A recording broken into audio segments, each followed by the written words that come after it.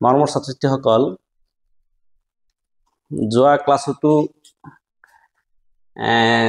class 10ত স্থানাংক জ্যামিতিৰ MCQ দিছিলো তোমালোকক মোৰ চেনেল ম্যাথ সলিউশন 10 যোগে আগতে 6 নম্বৰ লৈ গৈছে আজি 7 আৰু 8 আলোচনা কৰি আছো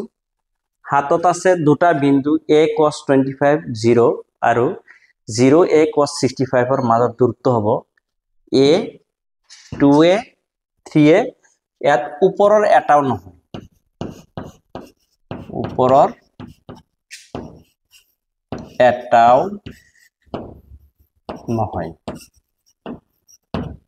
নহয় আৰু এইটো আছে 8 নম্বৰটো x এটা ধনাত্মক অখণ্ড সংখ্যা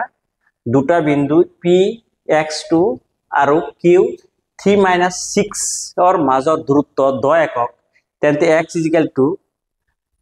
ইয়াত তোমাৰ a এর মান আছে +3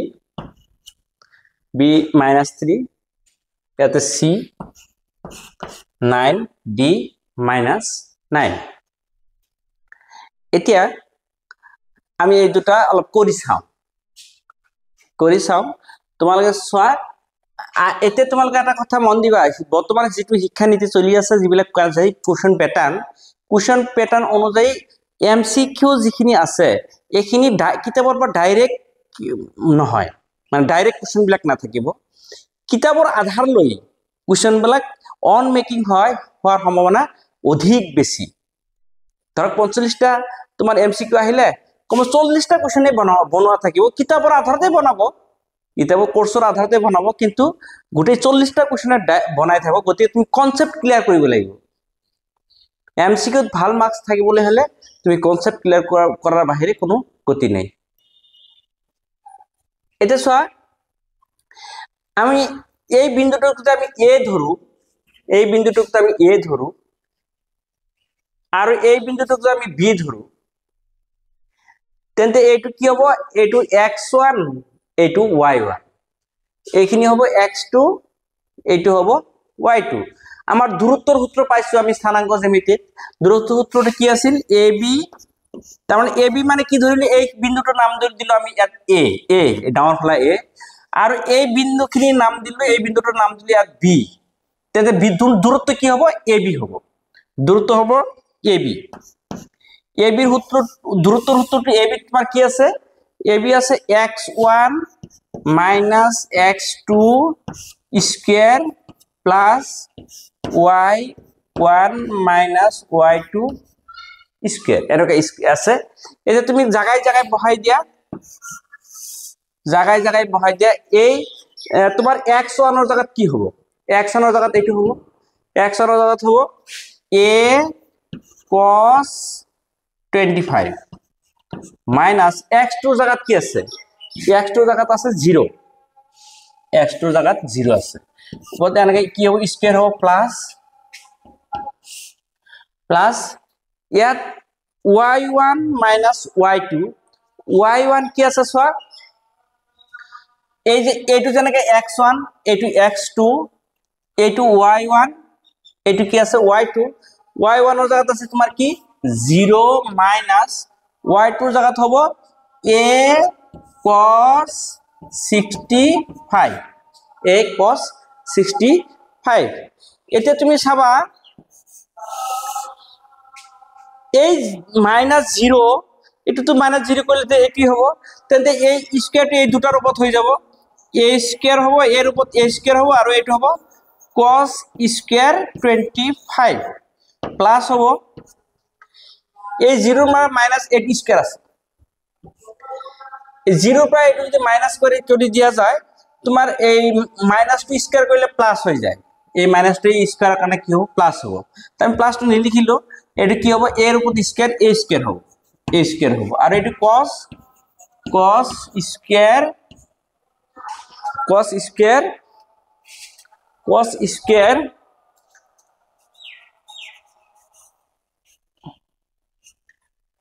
স্কয়ার 65 হবে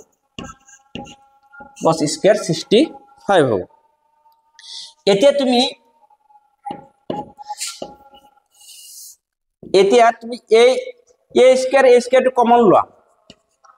ইয়াত a স্কয়াৰ কমন ললে ইয়াত থাকিব a স্কয়াৰ কমন ললে ব্ৰেকেট হৈ যায় ইয়াত থাকিব cos স্কয়াৰ 25 ইয়াত a স্কয়াৰ কমন আহিছে ইয়াত কি থাকিব cos স্কয়াৰ 65 এতিয়া এই এর উপর স্কয়ার আছে স্কয়ার এর এই রুট ওভারটো ক্যান্সেল যাবগৈ ক্যান্সেল করলে এটো সিধা কি হবে a হবে এইটোর উপর কিন্তু রুট ওভার থাকে যাব ইয়াত রুট ওভার এই cos স্কয়ার 25 তুমি এইটো কেনেকা লিখিব পাৰিবা এইটো কেনেকা তো লিখিব পাৰিবা cos স্কয়াৰ 90 minus 25 সো 90 এৰ পৰা যদি তুমি 25 মাইনাস কৰি দিয়া কি হৈ যাব 65 হ'ব তাহলে তুমি হবো কই